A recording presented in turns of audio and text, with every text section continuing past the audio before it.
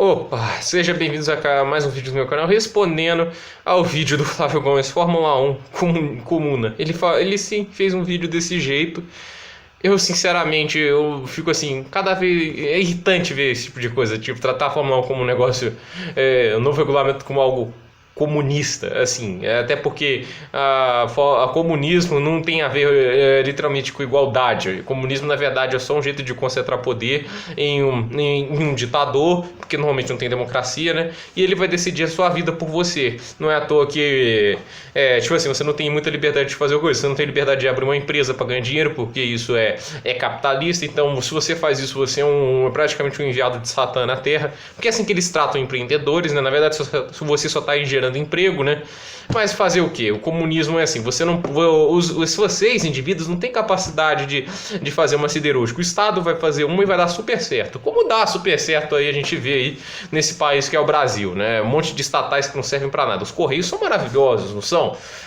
Mas aqui eu não quero responder essas porcarias aí políticas do Flávio Gomes, né? Assim, a gente já passa vergonha o suficiente na Fox, assim. Você tem ideia, para passar vergonha na Fox é um pouco ridículo, né? Defendendo Venezuela, onde um cara usa tanques para atropelar pessoas, usa jatos de água de bombeiro que podem matar pessoas, né? Tipo assim, é meio exagerado, mas pode, para dispersar manifestantes.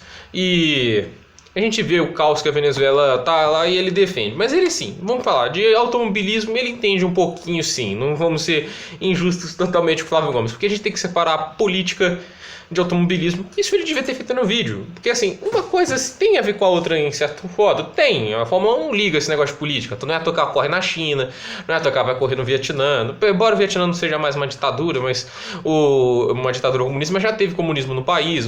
A Rússia, eles correm na Rússia, o Putin é um ditador. E assim, eles não ligam se tem uma ditadura dentro do país.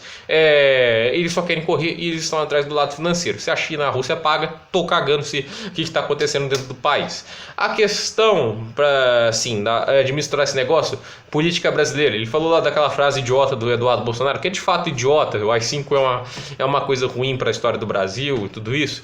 Para atacar o cara diretamente no vídeo sobre automobilismo. Pelo amor de Deus, não vamos responder os argumentos assim. Aí eles querem instalar um teto orçamentário. Por quê? Porque essas equipes gastam demais. Obviamente, porque eles gastam mais dinheiro, eles têm vantagem. Por isso, temos que colocar um teto orçamentário. Não estou dizendo que essa medida ela é totalmente ruim, mas eu não acho que ela é tão efetiva assim, porque, sejamos sinceros, a McLaren foi a quarta equipe que mais gastou dinheiro ano passado. E o carro deles foi um dos piores do grid, às vezes dividindo a última fila com a Williams.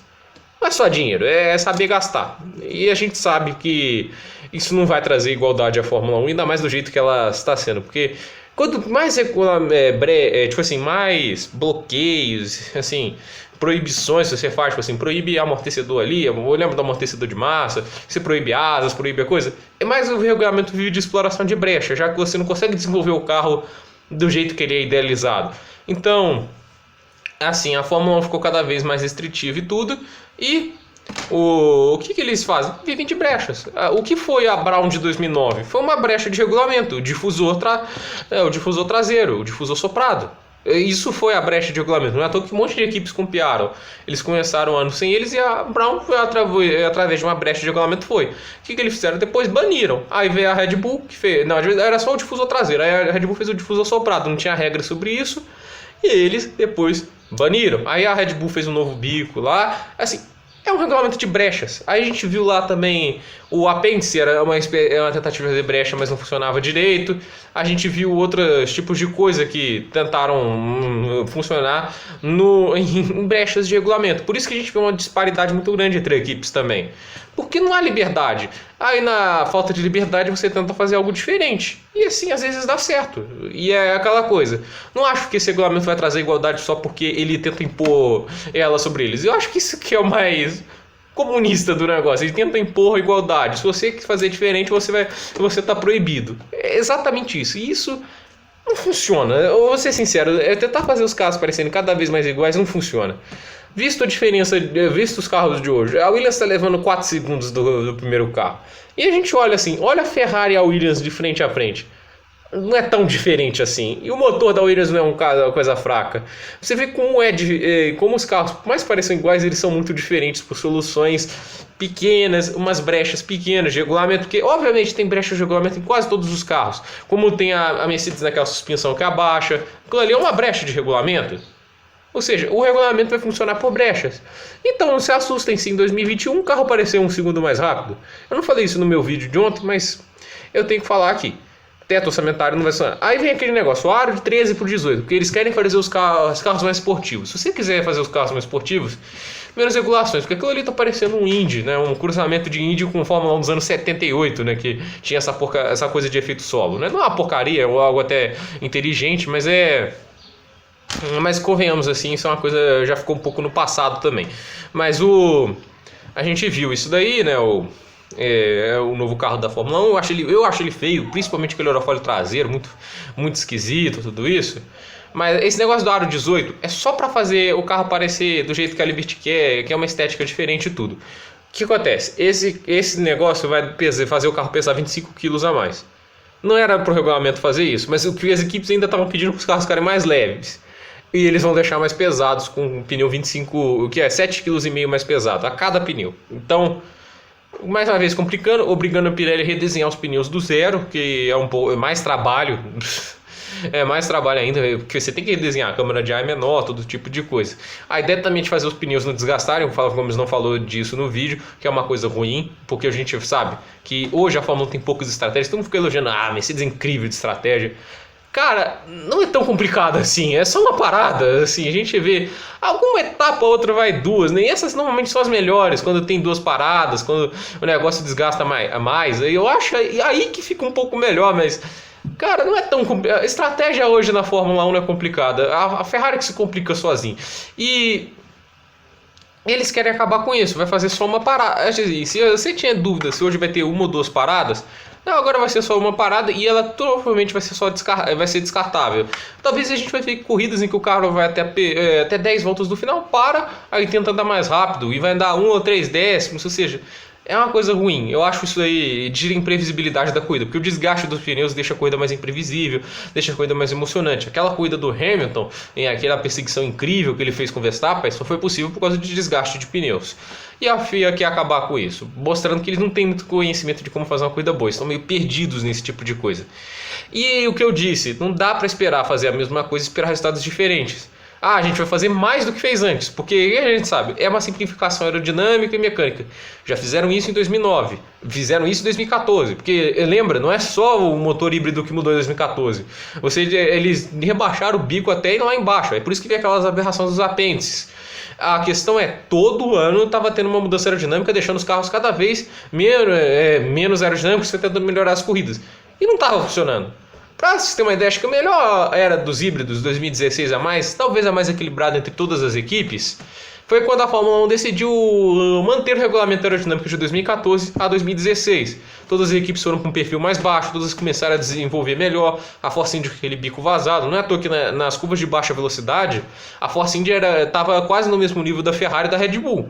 Nas curvas de alta não, mas ainda assim, já era uma evolução grande. Esse carro conseguia fazer algo próximo dos líderes em várias corridas. E a Fórmula 1 foi lá, o que fizeram? Mudaram o regulamento todo e fazer um carro do zero, que foi o carro de 2017. A questão é, essas mudanças de regulamento toda hora não quer dizer que a Fórmula 1 vai ficar melhor. Pode ser que fique, né? De tanto jogar arremesso no meio da quadra, uma hora você acerta, mas isso aí não... Mas é um tiro no escuro também. Não quer dizer que isso vai dar certo. Isso vai dar certo. E negócio de simplificação aerodinâmica, como eu disse, vai viver de brecha. Tem hora que eles vão arrumar uma brecha e vão explorá-la. Isso eu posso garantir para vocês. Para mim, eu não sou a favor de simplificação aerodinâmica. Por mim, eram os carros de 2008 com uma aderência mecânica ainda maior.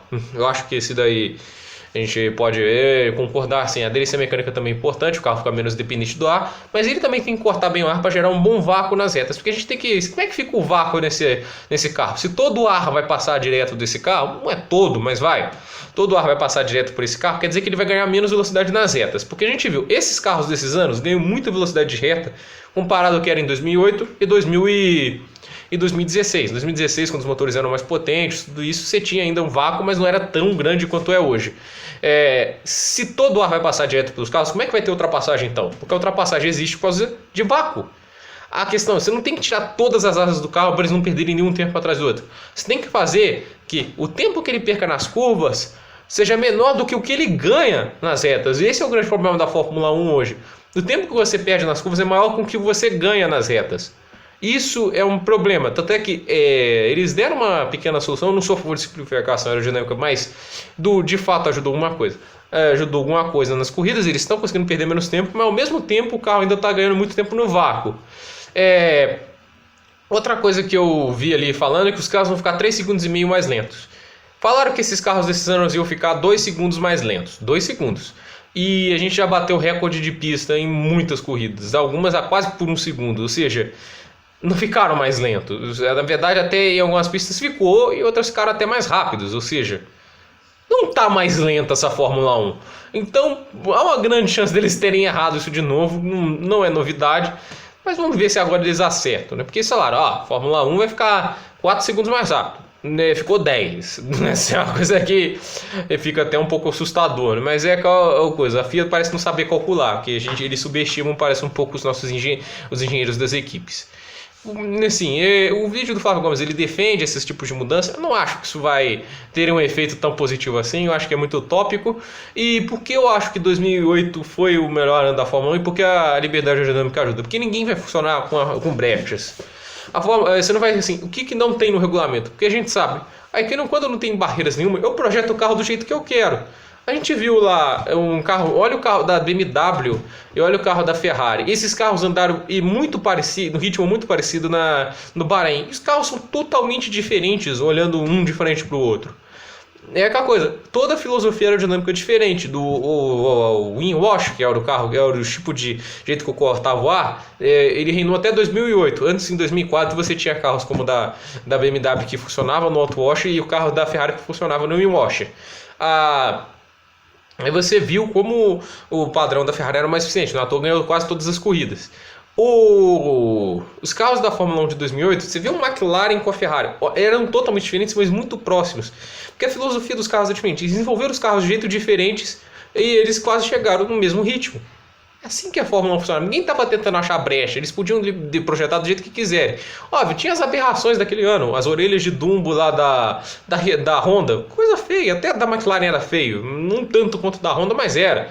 Mas ainda assim, você via lá mudanças que proporcionaram corridas muito próximas. Tudo mais emocionante. Obviamente tem a distorção de tanques de combustível. Lá naquela época você tinha reabastecimento e tudo. Para mim a Fórmula 1 perfeita era aquela liberdade que você tinha em 2008. No ator foi um ano muito equilibrado, sem reabastecimento, os pneus que se desgastam rápido, como eram, assim, não precisa ser tão rápido quanto era em 2016, mas que possibilite 2 ou 3 paradas por corrida, e o DRS bem pequeno. Eu não sou contra o DRS, eu acho que tem que ter um sistema de ultrapassagem. Usar a Indy como exemplo de corridas emocionantes, que há muitas ultrapassagens sem o DRS, é um pouco errado, porque tem o push to pass. Você tem um sistema de ultrapassagem na Indy, só que ele não é um DRS, você não vê ele mecanicamente. O DRS você consegue ver. E na Indy há uma grande diferença de quando você está com push to pass ou não.